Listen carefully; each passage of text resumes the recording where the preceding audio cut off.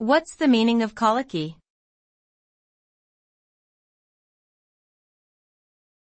Colicky.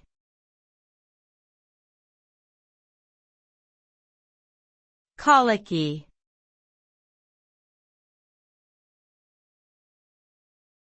Colicky.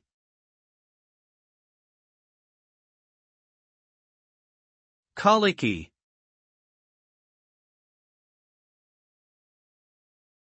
The term colicky is used to describe a severe and often fluctuating pain in the abdomen that can result in uncontrollable crying or fussiness, particularly in infants.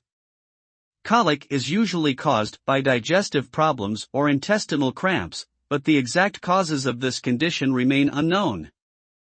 It is typically characterized by episodes of intense crying that occur at the same time each day and can last for several hours. Although colic is a common condition, it can be difficult for parents and caregivers to manage and can significantly impact the quality of life for both the infant and the entire family.